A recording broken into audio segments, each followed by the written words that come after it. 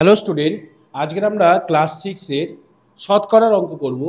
নিজে করি 9.2। দেখো একের একের অঙ্কটা আছে 19/100, দুয়েরটা আছে 3/5। এইভাবে 9টি অঙ্ক আছে, 9টি অঙ্ক আমরা আজকে করে দেখব। কিন্তু সর্বপ্রথম আমাদের জানতে হবে যে শতকরা কথার অর্থ কী। শতকরা করার অর্থ আমরা দেখবে রেজাল্ট যখন আমরা বেরোয়, আমরা ধরো কেউ 40-এ পরীক্ষা দিয়েছে, সে 40-এর মধ্যে যে কোনো সাবজেক্টই হোক সে পেয়েছে 20। তাহলে আমরা কিভাবে লিখি?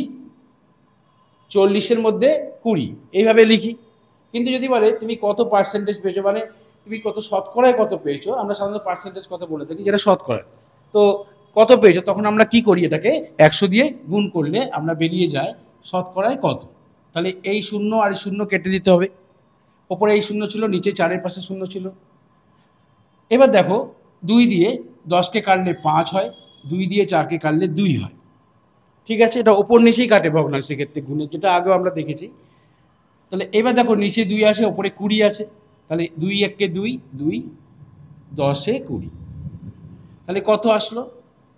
50। তাহলে 50% আমরা বার করলাম। তার মানে সে ছাত্রটি সে 50% নাম্বার পেয়েছে, মানে 40-এর মধ্যে 20 পেয়েছিল, সেটাকে আমরা যখন শতকরায় প্রকাশ করলাম তাহলে মানে আমাদের বেরালো 50%, মানে 50% নাম্বার সে সেই বিষয়ে পেয়েছে।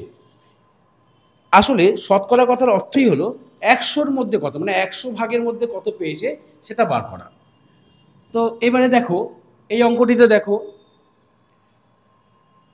একেরটায় তাহলে 19/100 আছে, 19/100। তাহলে একে আমরা 100 দিয়ে গুণ করলেই পার্সেন্টেজ পেয়ে যাবো। এই 100 এখানে এটা হচ্ছে লব, এটা হচ্ছে হর। এখানে লব আছে 100, তাহলে হর কত আছে? হর আছে 1। তার মানে 100-র নিচে আমরা 1 ধরেছি।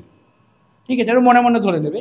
তাহলে দেখো ওপরে 100 আর নিচে 100 কেটে দিলে পড়ে রইল 19। তার মানে এটার উত্তর হচ্ছে 19%। এখানে 19% লিখে দেবে উত্তর। ঠিক আছে, এবারে দেখো 2 নম্বর অঙ্কটি।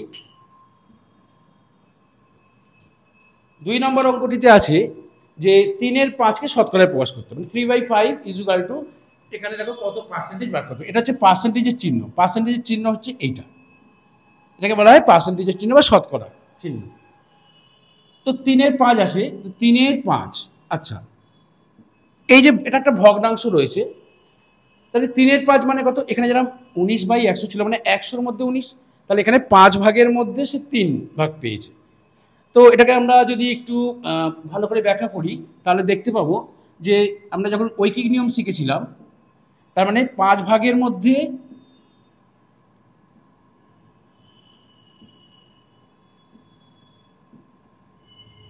3 ভাগ।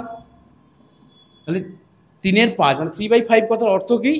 5 ভাগের মধ্যে সে 3 ভাগ পেয়েছে। তাহলে 1 ভাগের মধ্যে কত? আমরা ঐকিক নিয়মে কি শিখেছি ক্লাস 5-এ? 1 ভাগের মধ্যে কম হয় এখানে সাধারণত ঐকিক নিয়মে। তাহলে এখানে 100 ভাগের মধ্যে কত? তাহলে 3/5 যদি বেশি হয় 100 ভাগ, তাহলে 100 দিয়ে আমরা গুণ করি। তাহলে 5 দিয়ে 20 দিয়ে 5 20 100। 100-কে যদি 5 দিয়ে আমরা ভাগ করি, কাটাকুটি মানে সমান সংখ্যা দিয়ে বোন নিচে ভাগ করা। তো 5 দিয়ে যদি আমি একে ভাগ করি তাহলে এটা আসছে 20, এখানে হচ্ছে 5 1-কে 5, একটা সাধারণত আমরা লিখি না। তাহলে 3 20 60, তাহলে এটা আসছে 60%। তাহলে এর উত্তর আসছে কত? 60। কিন্তু আমরা এটা ঐকিক নিয়মে করবো না, এটা তোমাদের বোঝানোর জন্য এটা দেখানো হলো। তো আমরা ডাইরেক্টলি করব কি, 3/5 2-এর অঙ্কটা, 3/5 গুণ 100। পার্সেন্টেজ যখন চেয়েছে আমরা 100 দিয়ে গুণ করতে হবে। তাহলে 100 দিয়ে গুণ করলে কী হলো? 5 20 100, তাহলে 60%।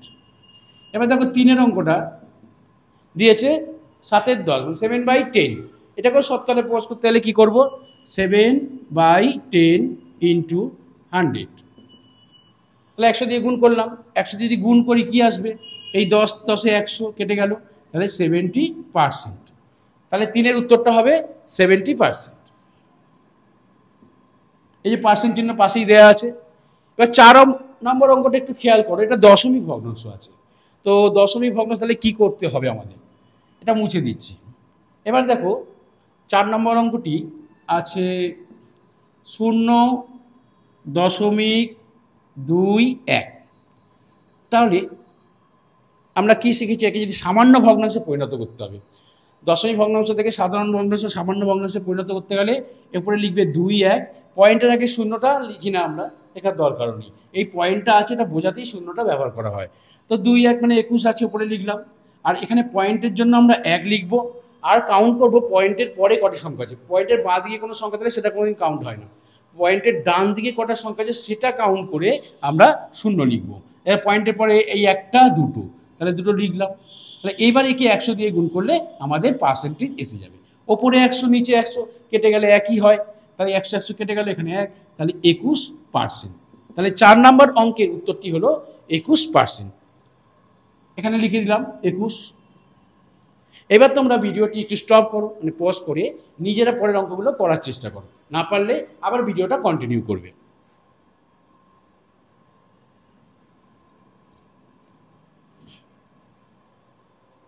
এবার দেখো 5 নম্বর অঙ্কটিতে কি দিয়েছে। 5 নম্বর অঙ্কটিতে আছে 0.05, 0.05। তো এটাকে আমরা কি সমান লিখতে পারি, এর আগের অঙ্কের মতো প্রথমে একটা লাইন টানবো, ওপরে 5, এই শূন্যগুলো লেখার দরকার নেই। তাহলে পয়েন্টের জন্য 1, পয়েন্টের ডান দিকে আমরা কটা সংখ্যা দেখতে পাচ্ছি, পয়েন্টের ডান দিকে আছে 0 আর 5, মানে 0 and 5, তাহলে দুটি, তাহলে আমি দুটো শূন্য লিখবো। আর যেহেতু শতকরায় প্রকাশ করতে হবে, এটা কি 100 দিয়ে গুণ করবো। আবার দেখো 100 কেটে গেল, তাহলে আসলো 5, তার মানে এর উত্তর হলো 5%। এখানে লিখে দিলাম 5-এর উত্তর 5%। 6 নম্বর অঙ্কটি দেখো দিয়েছে 0.8, তাহলে কি লিখবো আমরা 6টাতে 0.8 সমান সমান কি লিখবো 8, ওপরে নিচে লিখবো পয়েন্টের জন্য 1, পয়েন্টের যে ডান দিকে একটি সংখ্যা আছে 8, তার জন্য একটা শূন্য, আর এটিকে 100 দিয়ে গুণ করব। তাহলে 10 কাটাকুটি করলে 10 100 হয়, 10-এর নামটা বলে 10 100, তাহলে 10 দিয়ে 100 কেটে গেল, তাহলে উত্তর বেরোলো 8 × 10, মানে 8 × 10 হলো 80%। তাহলে এটার উত্তর হবে 80%। বুঝতে পারলি? মানে আরেকবার দেখো, এই 0.8কে আমরা 8 লিখলাম, পয়েন্টের জন্য 1 লিখলাম, আর পয়েন্টের ডান দিকে সংখ্যা আছে একটা 10 লিখলাম, মানে 10-এর মধ্যে 8, মানে 10 ভাগের মধ্যে 8, তাহলে 100 ভাগের মধ্যে কত সেটাই আমরা বার করে দেখালাম যে 80%।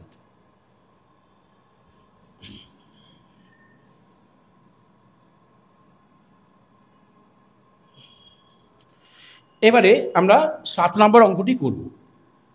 7 নম্বরটি দেখো আছে 3.76, মানে 3.76, 3.76। তাহলে এটিকে আমরা প্রথমে এর দশমিকটাকে তুলে দেবো, সামান্য ভগ্নাংশে পরিণত করব। দশমিক ভগ্নাংশে আছে সেটাকে সামান্য ভগ্নাংশে পরিণত করব। তাহলে পয়েন্টের জন্য 1, পয়েন্টের সবসময় ডান দিকে দেখবে, বাঁ দিকে কোনো সংখ্যাকে কাউন্ট করবে না, কতগুলো শূন্য হবে তার জন্য সবসময় ডান দিকে দেখবে। তো ডান দিকে দেখো পয়েন্টের 7 আর 6 দুটি সংখ্যা, তাহলে 7 আর 6 দুটি সংখ্যা আছে, তাহলে দুটি শূন্য হবে। এটিকে যদি আমি 100 দিয়ে গুণ করি, এর ওপরে 100 আছে নিচে 100 আছে, কেটে গেল 100, তাহলে আসলে কত 376%। তার মানে সে 376% পেয়েছে। তো এটার উত্তর হলো 3.76, উত্তর আসলো 376। ঠিক আছে, এবারে 8-এর অঙ্কটি দেখো। এবারে 8-এর অঙ্কটিতেও একটু আলাদা আছে। আমরা ভগ্নাংশ যখন অঙ্ক শিখেছিলাম, কি সামান্য ভগ্নাংশ যে অঙ্কগুলো ছিল, একটা প্রকৃত অপ্রকৃত, আর এটা কি মিশ্র। তো এটা মিশ্র ভগ্নাংশ আছে, এটাকে আমরা অপ্রকৃত ভগ্নাংশে পরিণত করব। এটার পার্সেন্ট চেয়েছে, এটার পার্সেন্ট চেয়েছে, তো তার মানে আমি কতবার করবো, তাহলে এটাকে করবো এইটা গুণ করতে হয়। তাহলে কত আসছে, ও নিচে 5টা লিখে নেবে, সবসময় নিচের যেটা আছে হরটা ওটা লিখে নেবে। তাহলে এখানে 5টা লিখে নিলাম, এই 2 × 5, তাহলে 2 × 5 মানে কত, এখানে লিখে নাও, অসুবিধা নেই। এবার 2 × 5 আর উপরেরটা যোগ করতে হয়। মিশ্র ভগ্নাংশকে অপ্রকৃত করতে গেলে এই দুটো পাশের সংখ্যাকে গুণ আর উপরেরটার সঙ্গে যোগ করতে হয়। তাহলে কত আসলো, 5 × 2 = 10 আর 3 = 13। তাহলে 13 মানে 13/5, 13/5। এবার এটাকে আমি পার্সেন্টেজ করব, 100 দিয়ে গুণ করব। কত পার্সেন্ট জিজ্ঞাসা করেছিল, 100 দিয়ে গুণ করলাম। তাহলে কত আসলো, 5 20। 5 দিয়ে যদি আমি 100কে ভাগ করি কত আসবে, 20।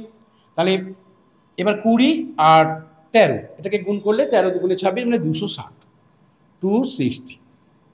তাহলে এখানে উত্তর হবে 260%।